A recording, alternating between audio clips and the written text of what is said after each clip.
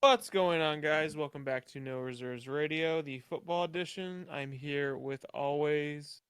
That was terrible English. That's as bad as English as you, Alex. Wow. Yeah, I'm keeping that in. How's it going, Alex? I can't English today. yeah, how's it going, guys? I mean, it's pretty tough to beat like this broken English that I have, this broken European, like Portuguese English that I have. But you sure managed to get it there. Yeah. Give you a run for your money. Jeez. So, we will be the basketball will be hitting Sunday. It seems like everyone is good with the news that Dame got traded. I'm sure that's going to be a good episode, but we are here to talk about football. So, if I'm not mistaken, we went 1-1 in the Monday night games. Am I correct? Yes, I got the Eagles game right, and you got the Cincinnati game right. I'm actually really shocked about getting the Cincinnati game.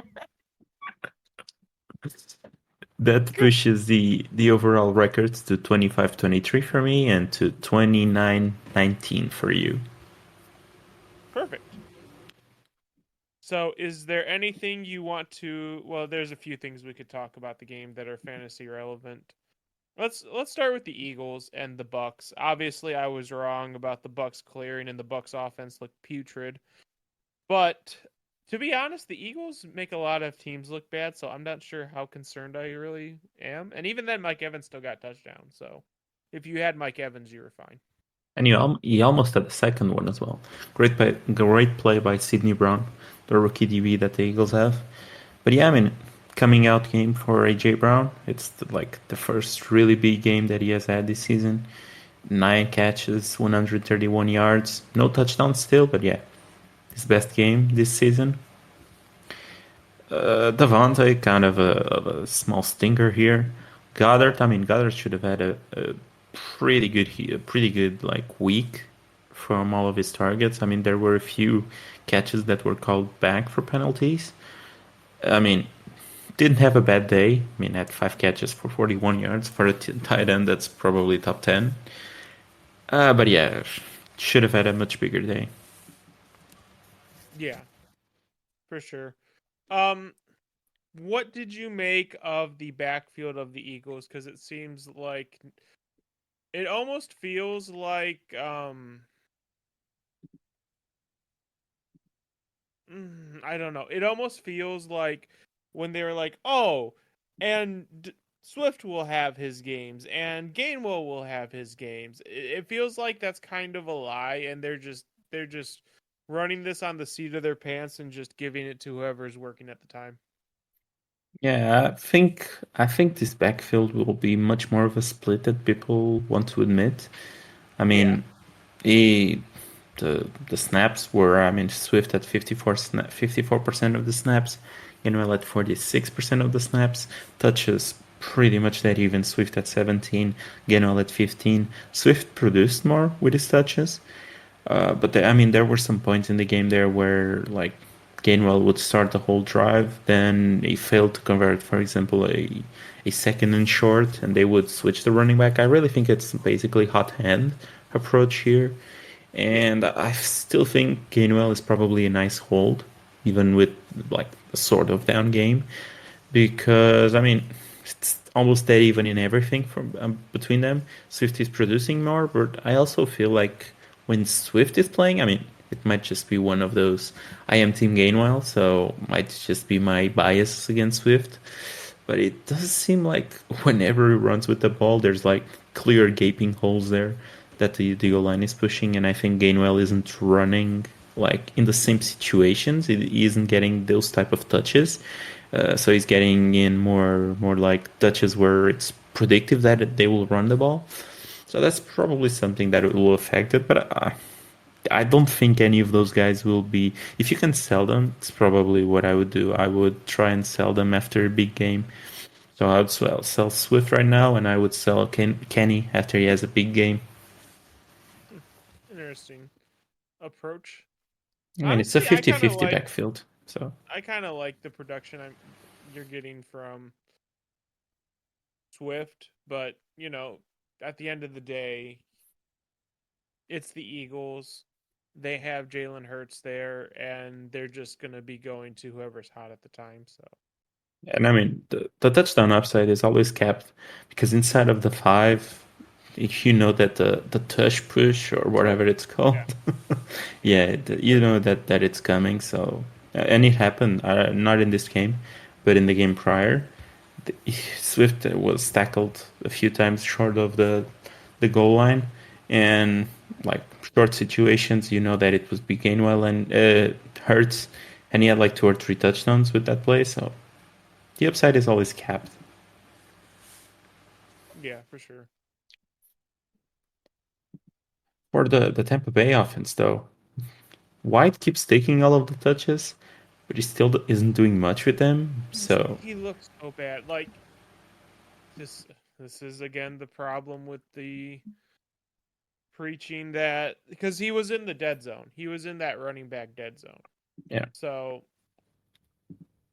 it just it feels like if you're conflicted on whether or not a running back is good, like if your running back is going to get you projected your running back to get major productivity, but you're questioning how good they're going to be as a fantasy asset, just skip it. Just skip it, dude. If you're questioning, because the logical conclusion to that is if you're questioning how much production they're going to get with supreme opportunity, that probably means they're not that talented to begin with as far as NFL standards go. And you're going to get hurt more than not. I mean, you're experiencing that with Justin Fields right now. yeah. I mean, still on White though. I mean, he's top 10 in quite a few important categories right now. And advanced said, I mean, he's top 10 in running back routes run. He's top 10 in like snaps. I mean, he's one of only 8 running backs who have played 140 plus snaps. And he also has 100% of the goal line work so far. So I mean, that's encouraging, but he's not doing much with it, and he's not really looking that efficient, and he looks really slow right now, to be honest.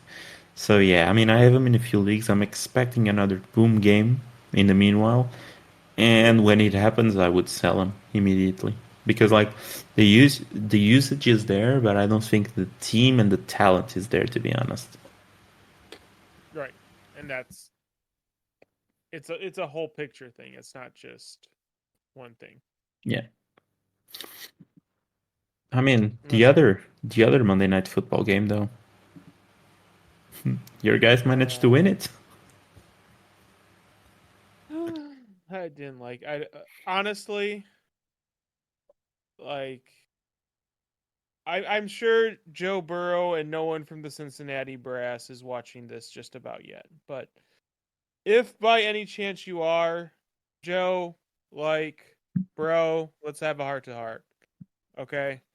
Because you don't have to prove anything to anyone, my dude.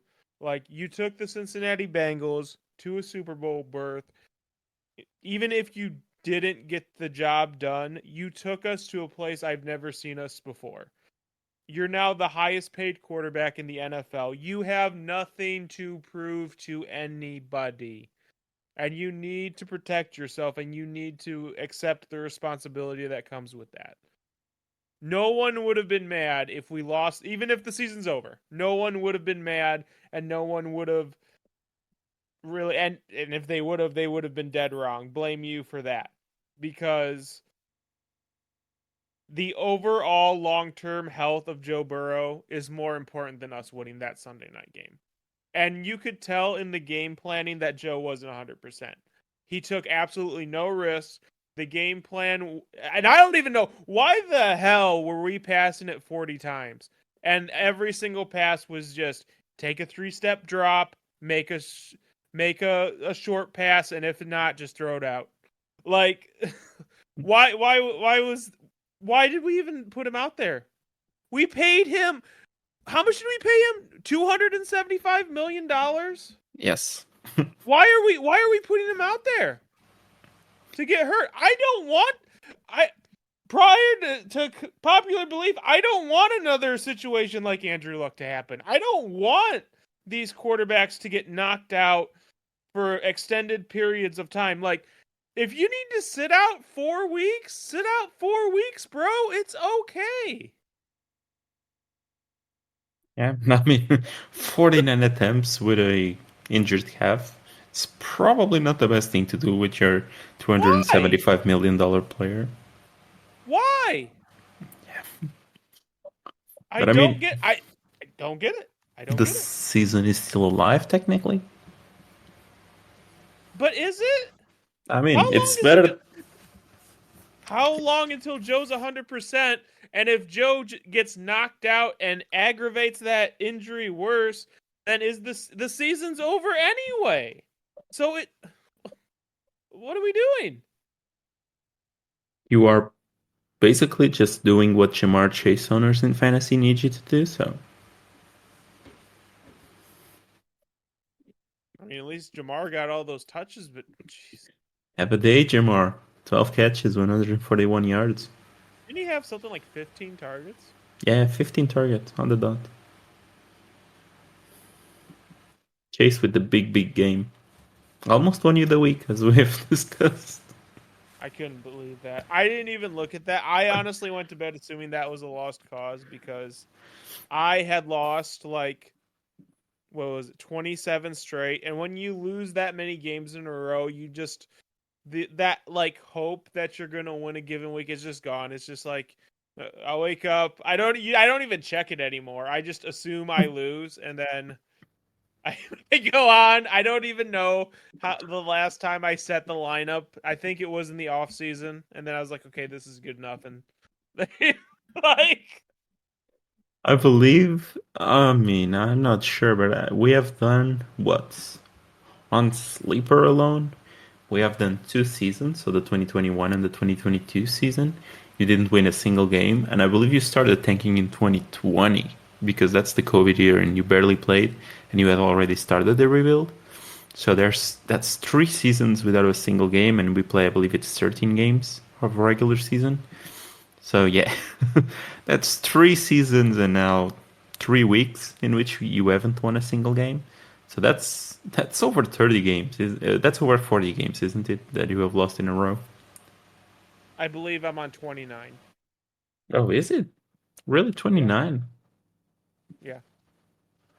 Huh. I can check it on the PC because I mean it's sleeper thing. I don't know how I can see like the Because if league I'm not history. mistaken, when we went into sleeper, I had won my game, and then I like sold everything, Oh, and you that's when had it all. won it? Oh, okay. I have one win in my history. Hold on, let's see. Oh yeah, you won a League game last year. Yeah. last year? No, no, no, not last year. When we first went over to sleeper, No, there's a game here. You won it last year. You I went won a 1-13. game. Yeah, you went 1-13. And I would Wow. guess it's versus Bloody, isn't it? Because I'm pretty Okay, I sure. am 1-30. I Yeah. am 1-30. 1-30. Yeah, I mean, 1-30. for those who don't know, he has been basically rebuilding for what? You have been rebuilding since 2020 or 2021. I The first draft I had a high pick in was the ETN draft, so 2021. Yeah. So you have been rebuilding for 2021, 2022, 2023. You're probably about almost done by 2024, I guess. You don't I need could a. win. Let's call this. Let's say I lose the rest of this season, which is a possibility. I could win every game and the championship the following season, and I won't even be close to 500. And I do think you actually have a chance to win 2 games here because you do play Justin and you also play Gibby, which is Cameron in real life, isn't it? Yes, that's Yeah, Cameron. okay. So you have a chance because you play versus those two. So I have two chances to win this season. Yeah. And there's also like the random like upsets that happen. Has it almost happened last week? I guess that's true. Oh, that's gonna be rough. When you you finally have to start winning again. I know that's gonna. Well, I don't know about that. I am really, really close to fielding a like starting lineup, and that's a weird feeling. And you're really, If really I'm being, close. And this week I am. you might have a QB. What Case Keenum is starting? No, not Case Keenum. I don't. Okay, Case Keenum is with the Houston Texans. I didn't even know. But Brian Hoyer, Yeah. I believe Garoppolo is still in the concussion protocol, Mhm. so you might have a QB. Oh, that would be huge. But But no, I what? think I'm what? I'm a running back away. Yeah, pretty much. A running back and maybe another flex away and a quarterback, of course, from having just a full starting roster. So, I mean, Yeah, it's coming close to the end. it is. It is. And you also have like a few guys on the bench that might see some playing time. You know, have Kenyon Drake who might see some playing time. But, that was kind of the goal when I started this because your team was so oppressive that I was just like, okay, well, if I need to like slowly do this so I can have a chance. And like you just said, I almost have a starting lineup, and I have 1, 2, 3, 4, 5, 6, 7, 8, 9, 10 first round picks in the next three drafts. So And as we discussed yesterday, it's funny that like your whole argument has always been that basically in this league you can't give Alex any sort of like major pieces, especially if they're rookies and so on, rookie draft picks no, super false, high. false. And That is then that is that is categorically false. My entire thing is we cannot give Alex the access to the 101, and that's where I may have failed. I you may may have have failed in failed. that. I may have failed in that because I assumed that because once again, once you lose so much, you don't like see like when you're at the end of the losing. Like when you lose 30 games over the course of 3 seasons, I guess you don't assume you can get beyond the 101. And now that I'm seeing it, I'm like, oh crap, oh crap, oh crap, oh crap, oh crap, oh crap, oh crap. Yeah, because like for like we weren't doing the podcast back then, but in the off season, I made a trade with Angelo in which I sent him Jamar Chase and my 2025 first, and he sent me back Chris Olave, Christian Watson, a 2024 first, and a 2024 second, and then there were some third in there that don't really matter. But yeah, Yeah. that 2024 first is now roughly 60 like optimal points for away from being the 101. And I mean, if he trades Mahomes, I think it's over, man. I think I might have the It might 101. be over. It might be over. I'm looking at my roster and I'm like, crap, Brees Hall. And Brees Hall isn't 100%. And I'm just like, oh no, Brees Hall is going to get to 100%, isn't he? And then it's going to be over. I got And then Jamar. George Pickens has been like a sneaky good wide receiver this year. yeah, I got him.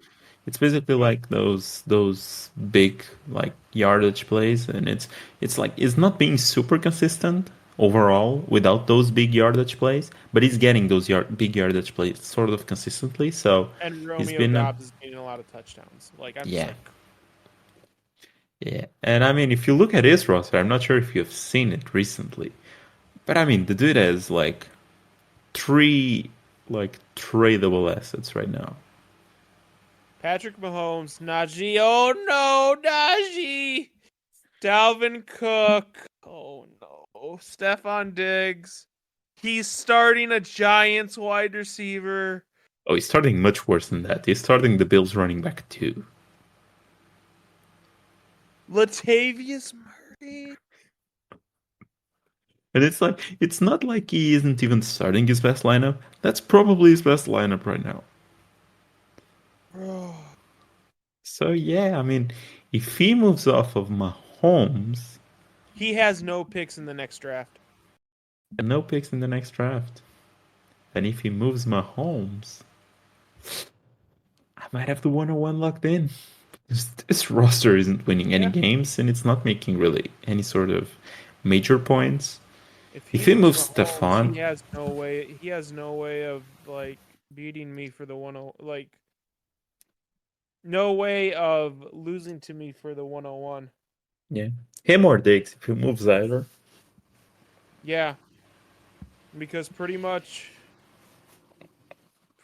it's Mahomes canceling out Chase most weeks, and then God, oh, this could get tricky, especially if Brees Hall, because the if Brees Hall gets 100%, it has the Yep, added yep, benefit to you of taking away from Dalvin Cook, not just from exactly. him.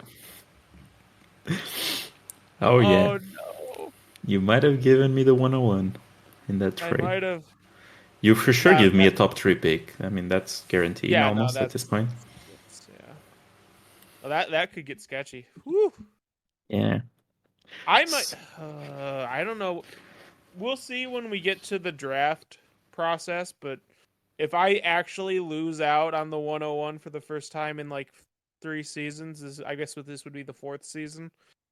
Like, I don't know. I might trade. You might what? I think you cut I off there. I might trade down again. Just keep it going. Keep it going. I mean, yeah, at this point, I'm really liking my odds, to be honest. Because his points are terrible right now. And, You like, the other guy who's pretty close to you too, it's Cameron. And Cameron is getting cut back soon, I would expect. soon? I thought Cup was like closer to the end of the year.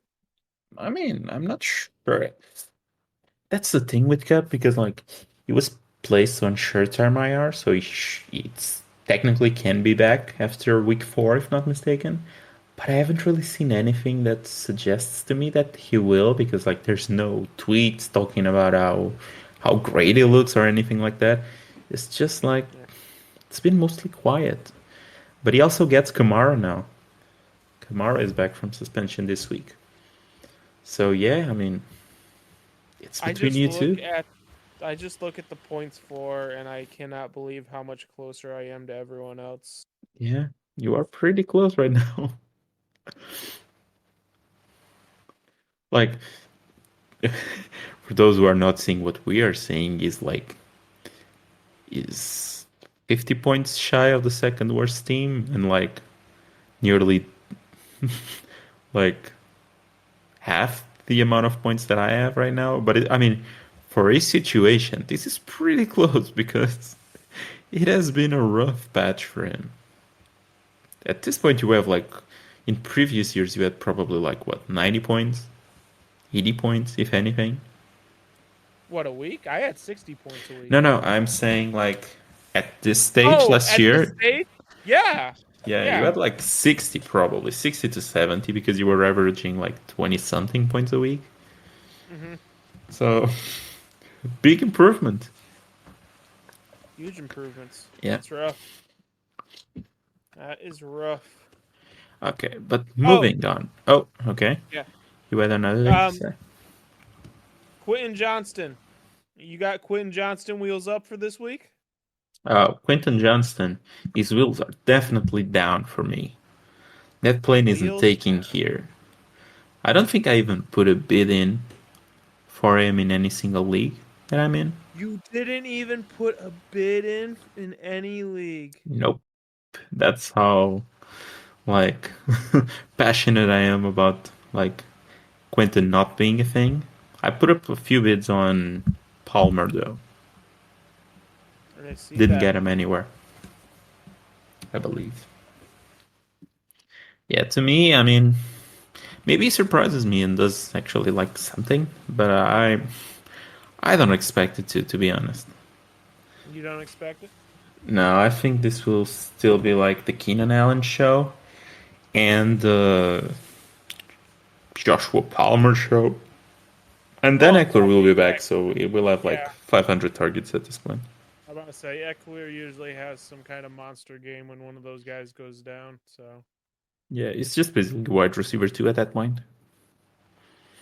pretty much. You're not wrong. I mean, Amara so is returning this week. We've Kamara. talked about Oh it yeah, before, that's yeah. right. I'm like immediately starting him. I don't think there's any problem with that. I'm starting him in our See, redraft league. you can say whatever you want to say about Derek Carr and the Saints offense being, but you have no problem starting Kamara because you know the offense can support him generally. I mean, As if Carr Carr plays. isn't playing though. Oh, he's for sure not playing. I think from all I've seen so far, I think the team is planning to go with Jameis this week. So, like, he's getting all of the like practices with the ones. He's getting all of the media stuff that should go to the QB1. I mean, I think they are preparing for him to be the one and to be without Derek Carr this week. So, I still think there's not really a major issue with Kamara. I still think he will get target. Of course, like we always have this thing about like Jameis doesn't target the running backs in this point, like as much as we need them to. But I think it's just one of those things where like Breeze threw to Kamara so much that like anything short of Breeze is considered like not throwing to the running back, Right. which yeah, I think like he will totally be fine. He won't have like 10 targets or anything like that, but I think he will have 4 or 5, and that's that along with the running game that he will have because it's probably him and Kendra Miller this week. I don't think Tony Jones will be any sort of impact. So those two combined, I think Kamara will be fine and is a must start this week, depending on the leagues, of course. But Yes. I'm starting him in the redraft that we have. Makes sense. So here's a question: what team surprises you the most from a fantasy aspect, either in a good way or a bad way, as far as their players performing? There's a few ways that I can answer that question. So first, Go I'm ahead. gonna say Miami. Big Really, Miami?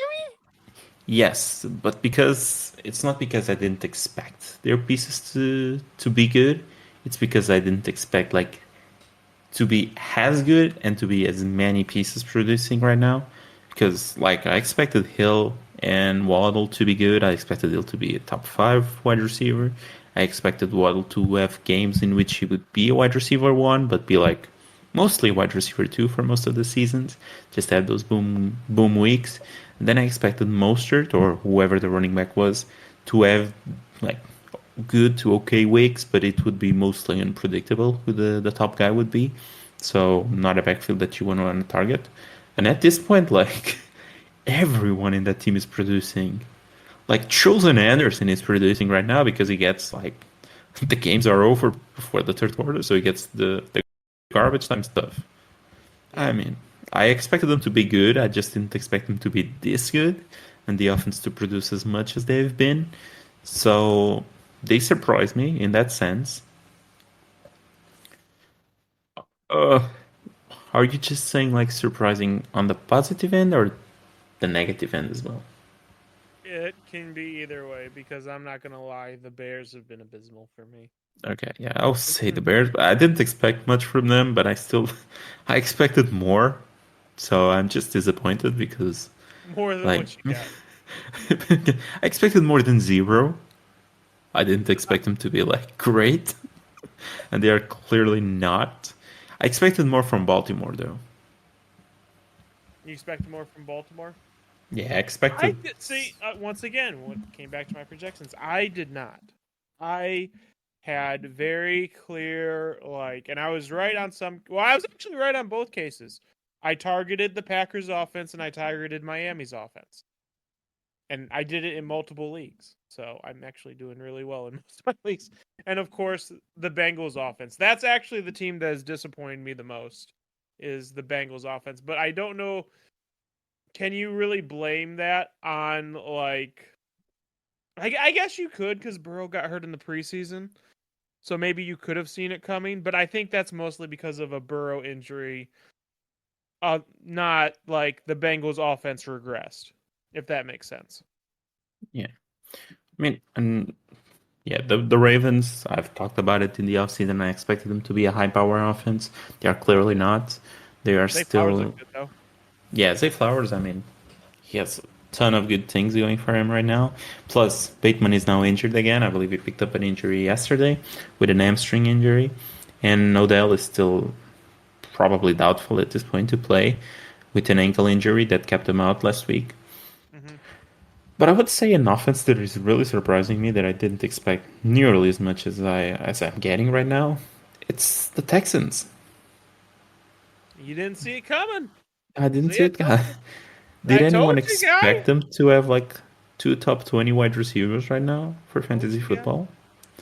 I told. Because You guys see. Here's what I don't understand, and maybe this is just Ohio being from Ohio and biased towards C.J. Stroud.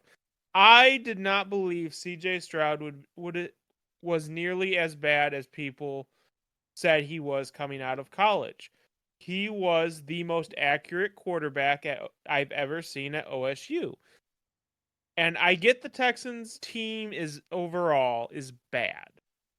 But if there's one like person who can take a bad situation and just make it at least feasible, it's an accurate quarterback. Because even if the guys aren't getting open, he can still make the right decisions. And they're giving him like 40 attempts a game. So they're literally just saying, "Okay, yeah, this is all bad. See what you can do." And he's doing a lot of good stuff.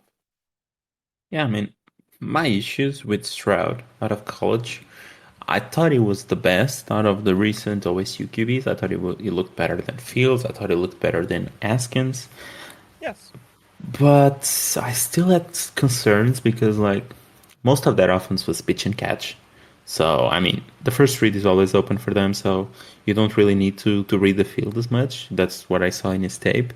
It was basically like snap 1, 2, 3, drop, sling it to the I first mean, read, and here's the the guy would thing. just be open. Here's where I think your process is flawed, and where a lot of people's process is flawed, is it's really hard to gauge a quarterback from OSU because OSU is so good at recruiting wide receivers that it really doesn't matter what your skill set or deficiencies are. You're going to get A spotlight, B stats, and C usually draft capital just by being an OSU quarterback throwing to people like Chris Olave, Garrett Wilson, Jackson Smith and Jigma, you know. So I, I guess I think the hate is too warranted. I think, but I also believe that like being able to evaluate an OSU quarterback is a hard task. But anyway, go on with what you're saying. Sorry. Yeah, I mean that's part of the point here. It's because like when you're throwing in college to that type of guys, those type of wide receivers, and you're playing versus the competition that he is, I mean, it becomes really hard when then you have to adjust to an NFL reality when you go from like Jackson Smith and Jigba and all of those guys that were there as OSU, and then you have to throw to Tank Dell and Nico Collins and Robert Woods versus like actual NFL defenses. So I had some concerns about how that would translate to his game in the pros. And the other thing was that he was really bad, and he was one of the worst QBs, I believe, when pressured. And then you go from like an offensive line at OSU. I mean, last year I believe they struggled a bit. They still weren't like bad, but they weren't as perfect as previous years. And I mean, then you go from that O line to an Houston Texans O line that ranked like bottom what six last year in PFF rankings. So I mean, you go from all of that. You go for basically like from the richest to the poorest of poors. So I had some concerns that how his game would translate there. But I mean, so far I've said last fantasy episode that he didn't look great to me. He just looked okay, and he wasn't really doing mistakes that I saw in his tape from college. last week, I think he did even better. So it's probably one of those guys that keeps on developing better and better and better and better. And at this point, I mean, he's giving Richardson a run for his money. And I would say that is probably like the best QB right now, because the best rookie QB right now, because Richardson missed like most of the week 2 game, and he missed last week, of course, because of the concussion.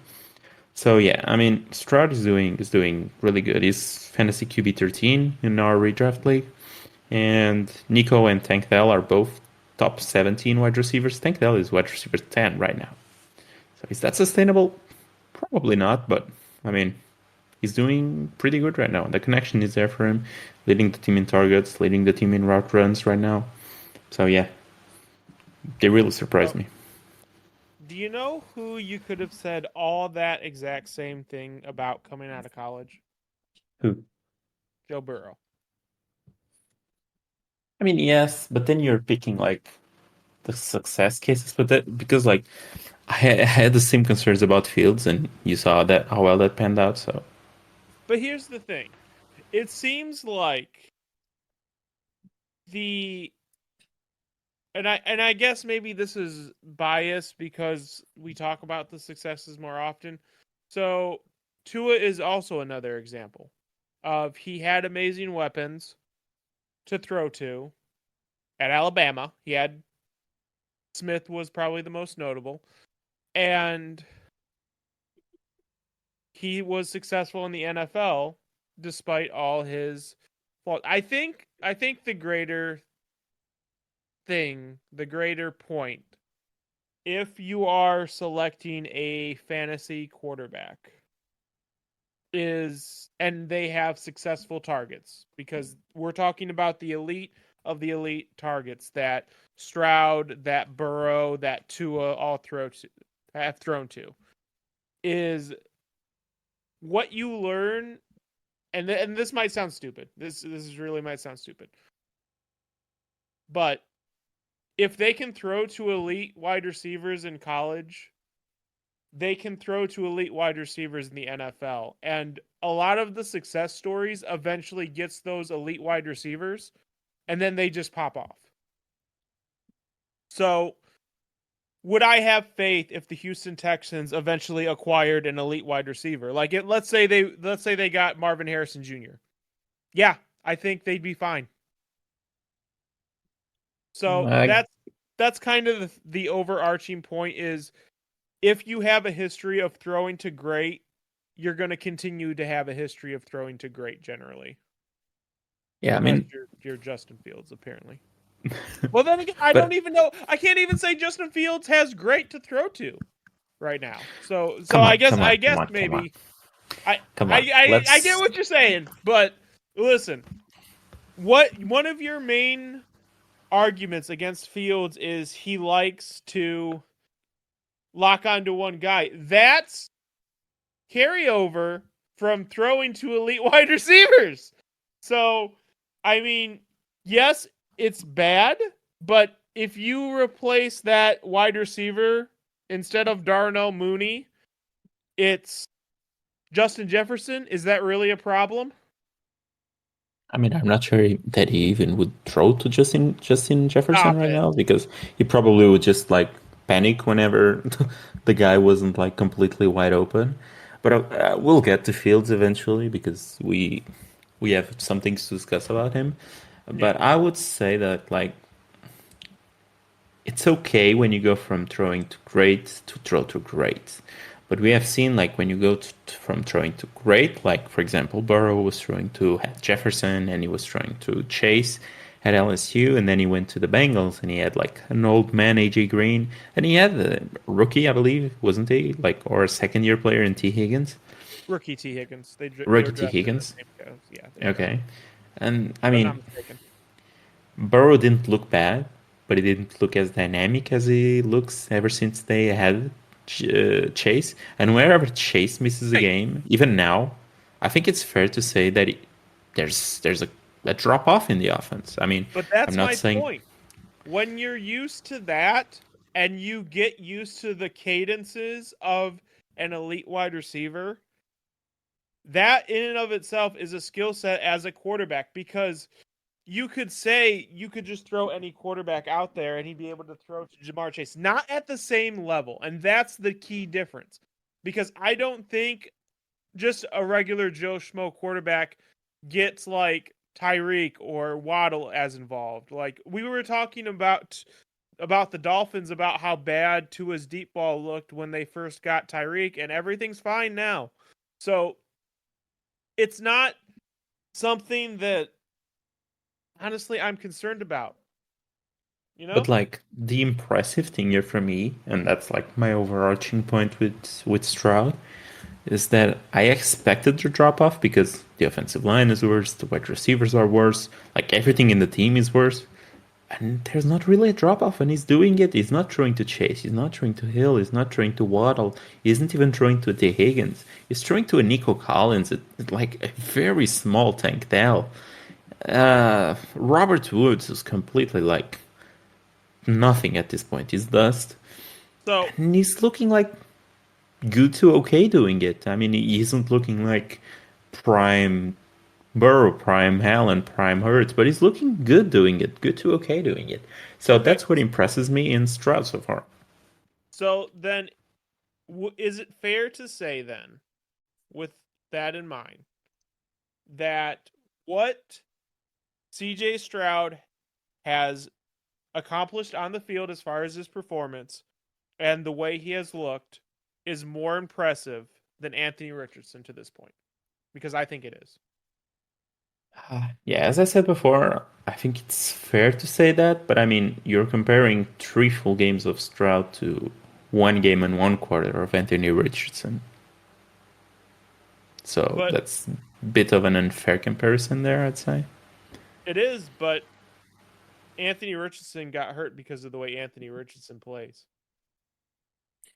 That is true, and to be frank, Oh, I I would mean, I would push back somewhat there because I think it's sort of a freaky concussion there because he was just running for the pylon. I guess you can say that he got hurt because he tries to run the ball more, but at that point, like all you target in fantasy football are running QBs, so are you just not gonna target those? Are we just completely inverting it and go, we just want the pocket passers now?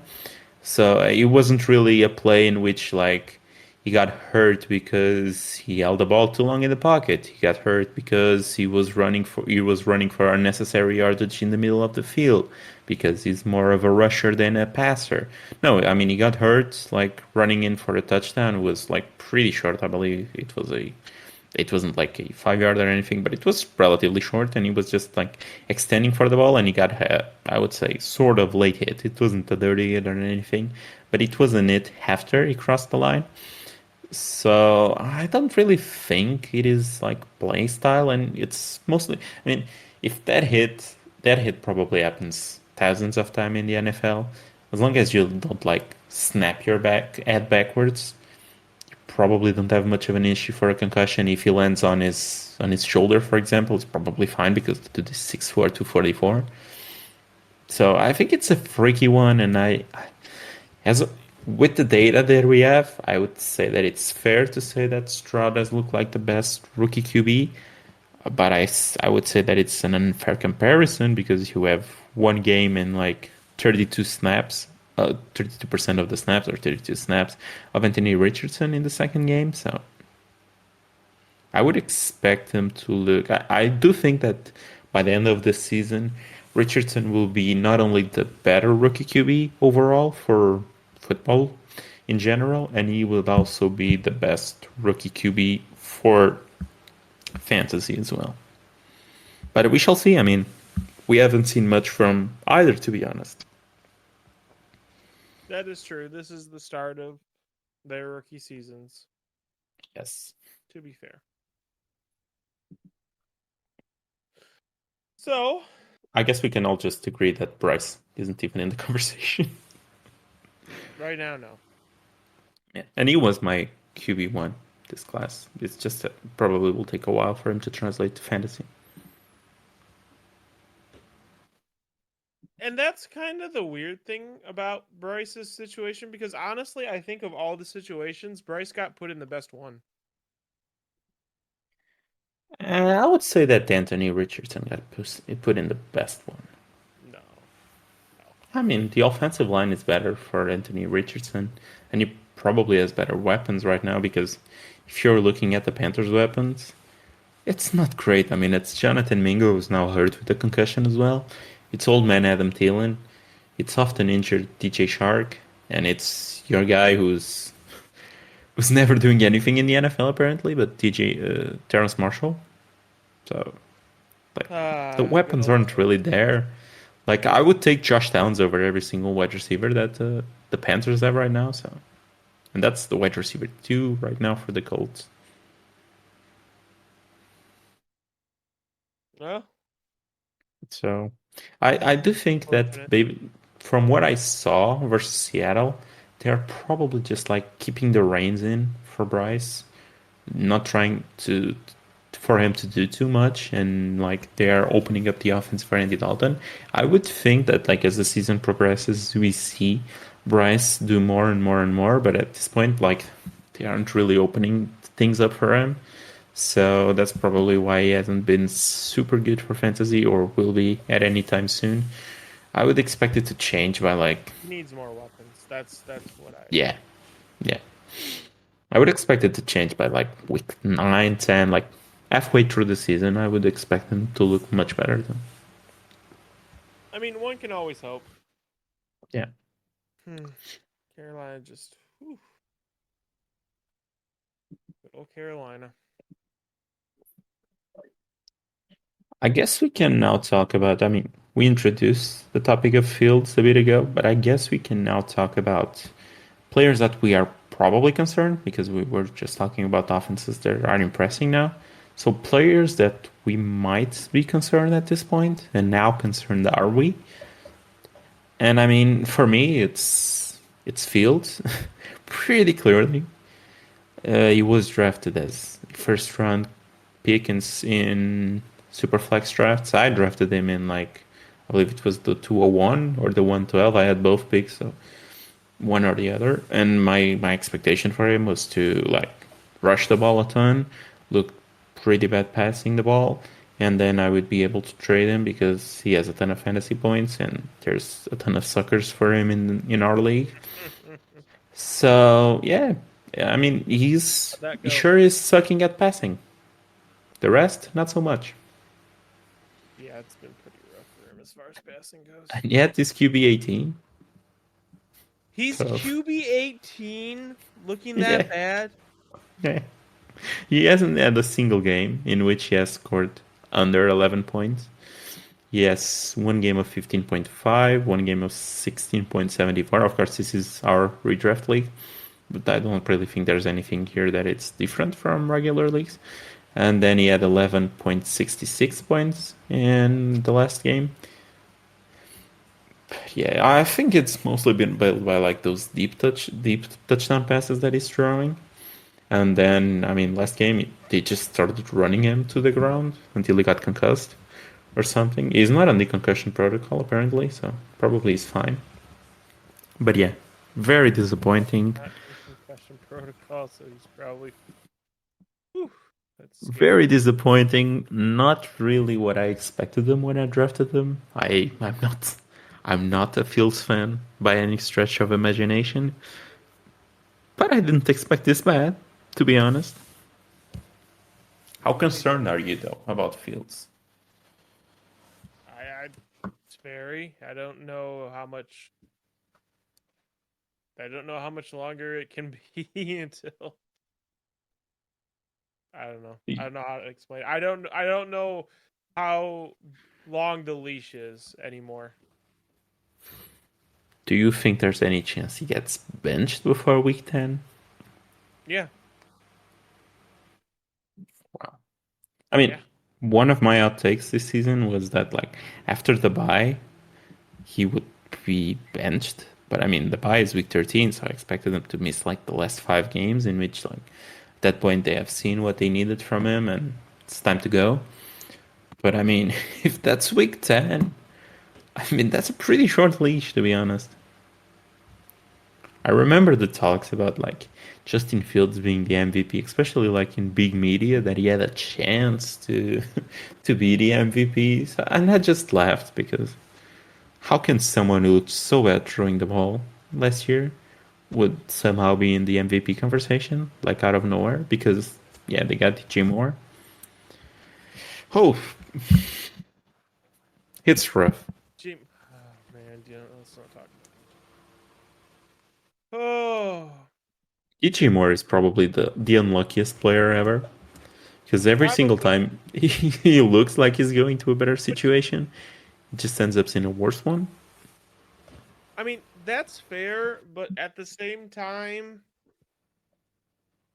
like when Stafford was healthy, he didn't look the greatest. And that's I don't know. When That's just who? Matthew Stafford. He was. Oh, that's Oh, he Allen didn't play well. Robinson. Yeah, That's Allen Robinson. Never mind. Never mind. that's another bust Bears receiver. That's another. Yeah. Yeah. Oh man. No, I mean he has played with Cam Newton. He has played with Darnold. He has played with Baker. That's a rough collection of dudes that It's threw you very. the ball.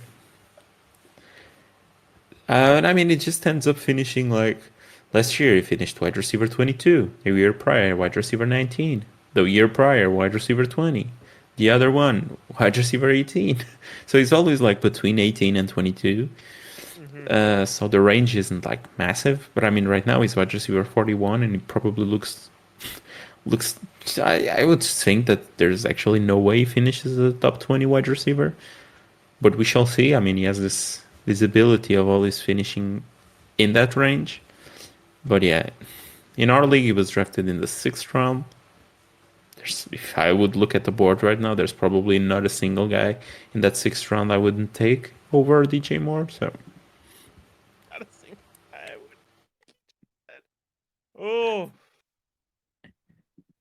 and how concerned are you about Ramondre? I mean, he has Stevenson. been having He's basically got what the same amount of touches as. Zeke I mean this week. that can't continue. I mean, it didn't really happen in weeks prior. Sort of in week one, but he had more passing down work, I believe. But week two, he looks cleared of Zeke, and now Zeke apparently came back. It's like the ghost that won't go away. But here's the But thing: it's the Patriots, and the Patriots are probably the hardest backfield to predict, like ever. It's it's just bad. yeah, and he still had like over 20 touches. Yeah, I believe it was. Yeah, he had 23 opportunities, 20 touches this past week versus the Jets. I think it's actually a good buy low opportunity right now. Hmm. I tried to make a few trades for him in a few of my leagues. I tried to move like Lamar or Justin Herbert for him in the league that we were talking about before going on air. And I did make a trade in that league that we will talk about later.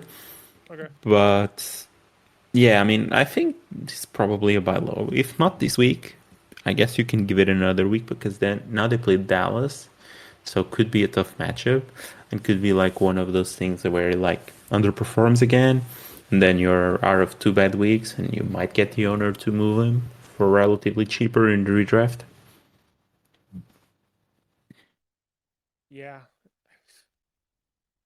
Because like I don't expect like Zeke to continue getting all of these touches because he's pretty ineffective with them. he is. I mean, at this point, Zeke is just a goal line back. I mean, This past week though, I mean, he did okay. He had 16 carries. He averaged like 5 yards per carry in those. But like the week prior, he had 5 touches. He averaged 2.6. The week prior, 4.14 yards per carry in 7 touches. So he's Zeke right now. He's a goal line back, in my opinion. And even that, I believe he's splitting that with Ramondre. So I would expect Ramondre to. I would buy low on him basically in every single league that I didn't have him because I do believe in the targets and I do believe in the work that he will have overall. I think Zeke will steal some of it, but I still think this is Ramondre's backfield and I believe in the offense mostly. So mostly. for the most part, apart from the fact that They really should have gotten a better wide receiver one because like Juju ain't it, but maybe they make a trade. I mean, I've heard some rumors there that maybe the Broncos guys might be available. Yeah, I mean, which Broncos guys? I believe like Judy's the one talked about the most. Judy. Yeah, Why Judy? That's interesting. I think it's just like a contract thing. He's about to end his rookie deal, and he has been injured in camp. So I think like Sutton has the better reports with Russ right now. That's Hmm. probably what you need. And you also already have one rookie wide receiver who's leading every single player in yards per route run because like you're running him out there like 20 times at the best in the offense, and he's getting you like I don't know like 60 70 yards every single game right now. I can actually like check on that, but because like Marvin Mims has been ridiculous. I mean, the dude barely runs any routes, and he has like back-to-back games of over 70 yards. In week two, he ran 5 yards. He ran five routes. He had two targets, 113 yards. So, I mean, he's doing the most with the very little chance that he has. And at some point, like, Sean Payton has to realize that, like, he's probably their best wide receiver, even above Sutton, because, like, I'm not the biggest Sutton fan. So, probably play the dude. Yeah, Sutton seems like he catches that one touchdown and then that's it for him. He's good. He's done. Like Yeah. that's how it feels. And he seems like he's having the best report with Rush right now. I mean, he has like 23 targets across the three games, and I believe he's probably the most targeted Broncos wide receiver right now. And I mean, he's not doing bad with those targets. I just think like there's more explosive guys, like for example Mims, that they could be targeting and probably have a better use for those targets. But yeah, I mean, is Russ's one right now? I I would stash Mims everywhere though because it's now what the second or third consecutive season that we have heard the rumors about Judy or Sutton being moved, and I can't really imagine like Sean not playing the guy that he handpicked. Yeah. I don't know. It's kind of but why I don't know. Judy is such a good wide receiver though. Why would you want to move him? I would say it's probably because they don't want to pay him. They're almost done with paying Sutton at this point. So you probably don't want to do that again. Paying another. You say good, but good is not really what I think about whenever I think about Judy. I think he's You don't like think Judy's a good wide receiver? I don't think he's like great. I think he's like a wide receiver. So I expected much more from him out of college. I mean, he had 100 targets last year. Was didn't have a great year, but nothing in the Broncos really clicked. Yeah, that's He's true. he's hurt often. I mean, he was hurt in like the first two seasons that he played, I believe. He had, or at least the second one. I'm not sure. I do remember he had something in 2020, didn't he? At least out of college or something. I don't think he missed any games, but I think like camp and so on, he had something there. And then like 2021, he missed a few games, and this year, I mean, he missed part of camp, and I believe he missed like week one with an injury there. So I would bet on Mims, and I would. It's like, do I think that Judy is a better wide receiver than Sutton? Probably. Yeah. Would I like pay the amount of money that Judy's probably looking for, or would I hope another team pays him that? I would probably hope another team pays him that because I don't think he would go for like a team friendly deal like Sutton and Tim Patrick went for when they signed their extensions. I think he would be looking for more money and like the Christian Kirk type of deal, for example. And I don't think he's worth that type of money, so I think it You makes don't think he's sense. worth Christian Kirk money? I think he's worth Christian Kirk money. I just don't think the money is what it needs to be because the Christian Kirk contract is probably not great either. But yeah, I don't think he should be a 20 million guy per year type of wide receiver. So yeah, I would just move off of him and keep Sutton because Sutton has a pretty okay deal for the market. Yeah, that's true. And you can't really, I mean, you're already paying Sutton and you're already paying Tim Patrick who isn't playing. I don't really think you can sign Judy to an extension here, so I would just keep the contract who was almost running out with Sutton and just play Sutton and Mims, move off Judy. It's fair. I mean, I could. It's to me, it's not like a talent thing; it's a numbers thing, and the Russell Yeah, they Wilson kind of. contract will start hurting. So The Russell Wilson contract is already hurting. There's it no is, but excuse. it's only going to hurt more because I don't think they can get out of that contract. Like they can always get out of it, but realistically, I don't think they can get out of it until 2025, if not mistaken. 2020. I believe That means that's it. Yeah. that means that they're stuck with them all of this season and all of next season, bare minimum.